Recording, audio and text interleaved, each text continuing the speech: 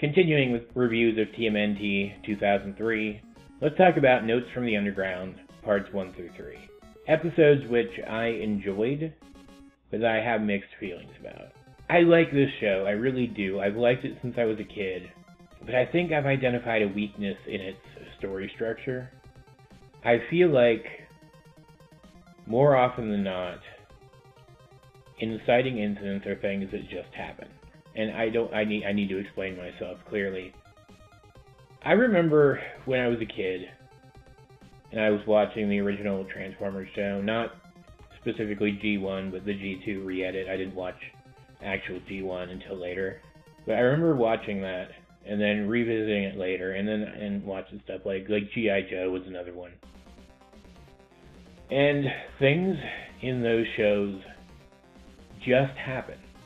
There's no, definitive establishing lore that leads into the stories. They just happen.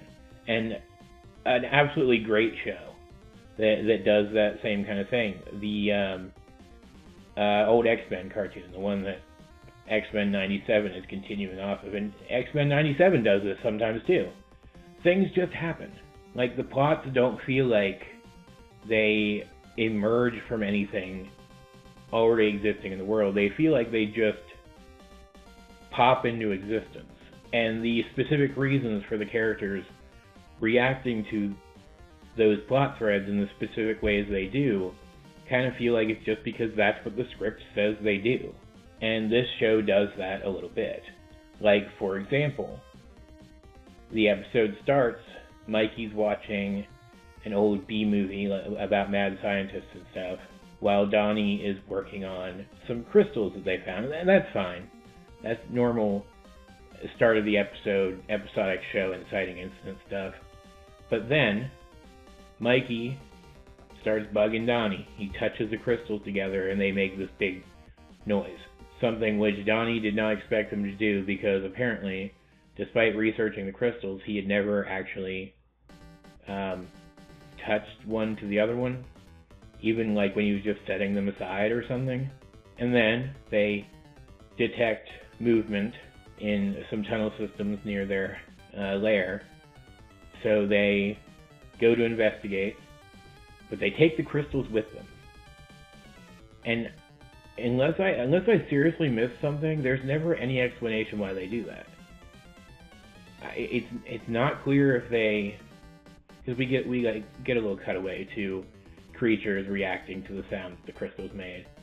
We never really get an indication of that they realize that that's what incited this thing that they're investigating. So it's not clear if they're taking the crystals with them in case they're relevant to the investigation. They give off light. Maybe they're supposed to be a light source, but bring a flashlight instead of crystals that emit energy that you don't know what they do yet. But they bring them with them. And as far as I can tell, the only reason why they bring the crystals with them is because the crystals are necessary to power a device later.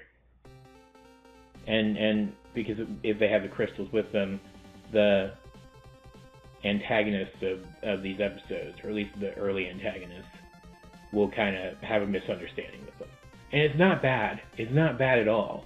It leads into a portion of this. It's a 3-part episode. A portion of this three-parter where they keep referring back to B-movie mad scientist tropes, and it's really entertaining because Mikey gets more and more disillusioned with this entire investigation the more things seem to align with one of his movies. Because while he might like watching those movies, he's seen enough of them to know that if you're a protagonist in one of them, things are kind of statistically unlikely to go well for you. One thing I will say this show does that these episodes manage to avoid doing for the most part until the very end is this show can move at a mile a minute sometimes. Another thing it has in common with some of those old 80s, 90s shows. It's whole ass episodes of G1 Transformers cartoon.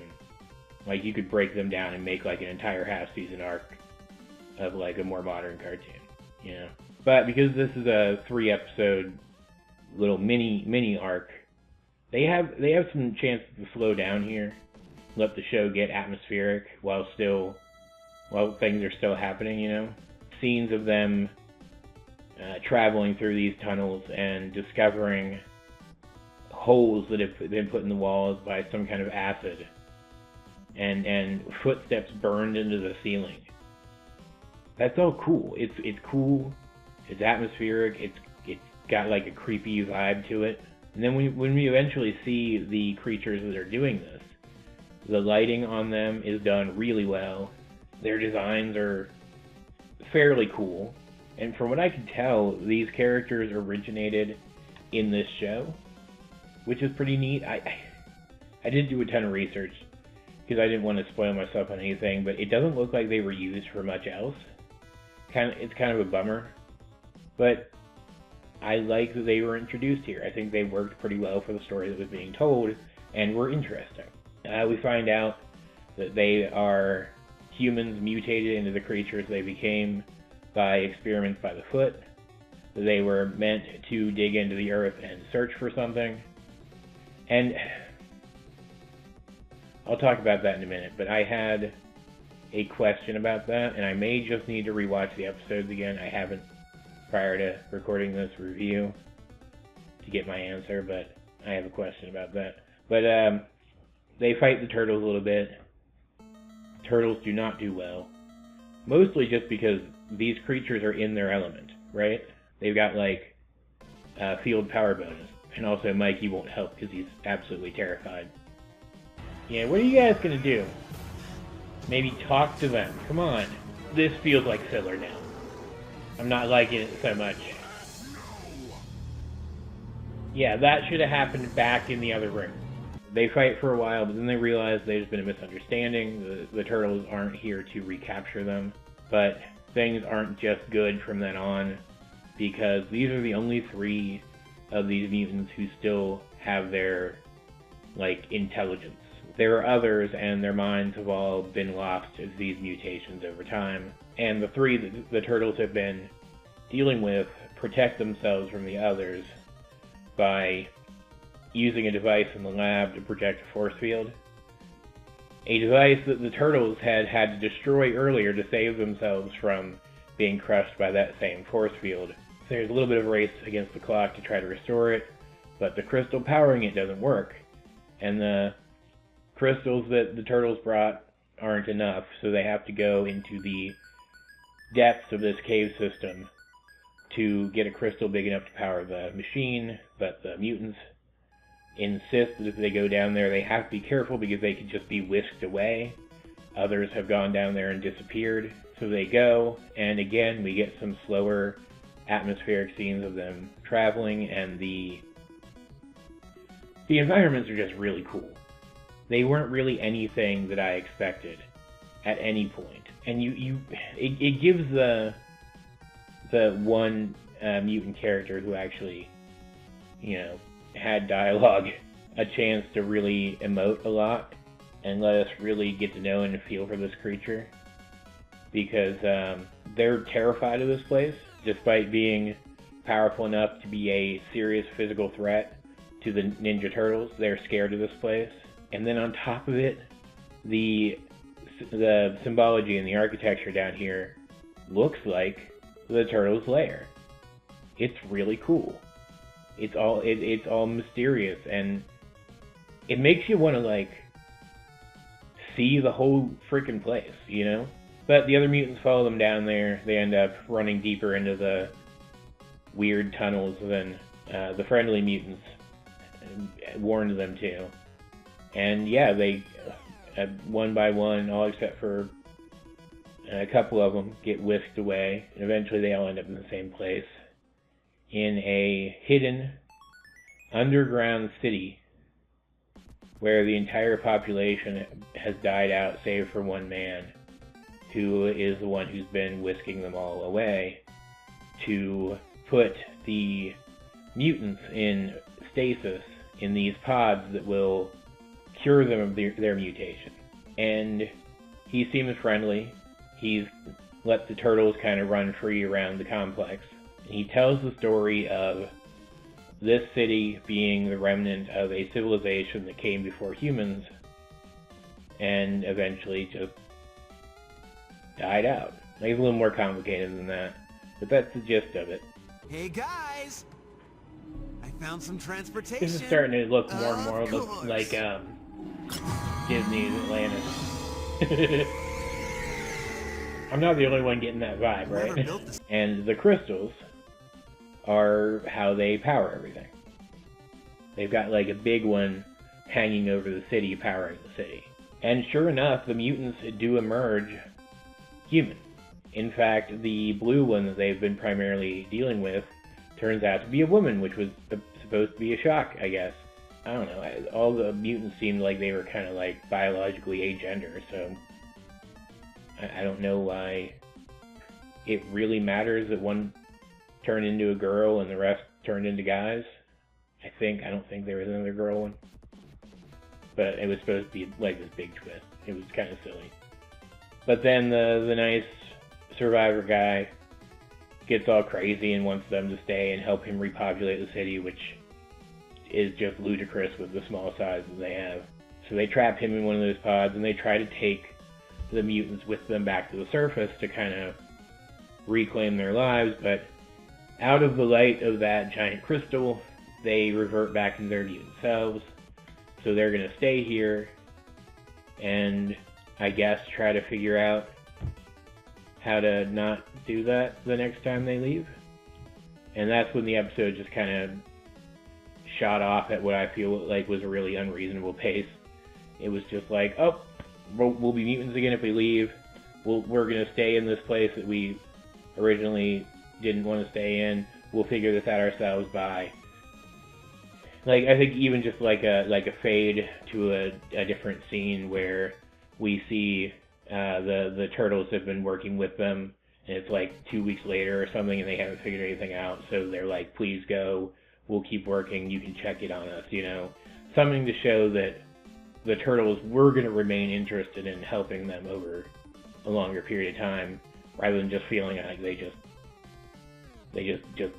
cut out of there as soon as they possibly could justify it, you know? I feel like that would have worked a lot better, but it's fine. It resolves okay. And then when the turtles return home, they find out that the foot's down there, and they're about to find the lair, and now they need to move on to somewhere else, apparently. And that's where I feel kind of lost on one of the plot points of this episode. The mutants were sent to look for something underground by the foot, and they apparently found something that wasn't what Shredder was looking for. And I thought Shredder must have been looking for the Lost City. He must have found out about it and wanted its technology. And that they just found the cave systems leading into it or something. But now it seems like from the ending that Shredder was looking for the turtles' lair. And so I'm kind of unclear, one, how long ago was this project started? Because it seems like it would have had to come in stages. Like, they would have had to experiment on people, figure out what worked to turn them into the mutants, then figure out how to best put them to work with their specific powers. And yet I didn't think Shredder was like actively looking for the turtles for that long. Does that make sense? Am I making sense? But then also, they mentioned that Shredder became angry when they found something that wasn't what he was looking for. So, was it those tunnels leading to the city? Those tunnels with wacky, advanced, seemingly alien technology? Because I feel like he wouldn't have been mad about that. Like, he would have wanted them to keep looking for the turtles. But I don't feel like that would have been enough for him to call the project a failure, right? Which is what happened. Because, like, wouldn't he have been interested in that? I just don't understand what the specific goals of this project were supposed to be. I don't feel like they ever made that clear enough. I think that the revelation that they were searching for something underground was supposed to be, like, obvious. Like, oh, he was looking for the lair of the Teenage Mutant Ninja Turtles. But I didn't feel like that was obvious enough. And also, while it was funny seeing Mikey react to what was a frickin' B-movie happening in front of his face, I kept expecting his knowledge of B-movie tropes to kind of come into play later, and it kind of does for the resolution. Like, he ends up being the last man standing for a while because he was aware that he was genre savvy enough to be aware of the danger in another way than the rest of the characters, and he kind of remained more cautious. But there was no big moment where his knowledge of the tropes that they were seeing play out in front of them, like, really contributed to the story in a major way, and I kept waiting for that to happen. So that was kind of disappointing. But overall, these were 3 solid, atmospheric, mystery-driven episodes that kept me engaged. They had great new character designs. I don't know if these characters come back. I think they do at least once from the little bit I read about them. But I don't know if they ever come back in like a major way. But it left me wanting to see what came next for them. It had solid action. These were good. And I think they would have been diminished by being less than 3 parts, so I'm glad it was a full 3-parter. Overall, I think a solid win for this show. But as per usual, what do you guys think of Notes from the Underground if you have seen it? Let's get a discussion going in the comment section down below. While you're down there, you might as well check out my description where there will be links to things that you might be interested in. In the meantime, though, this has been AJ22, and I will talk to you guys later.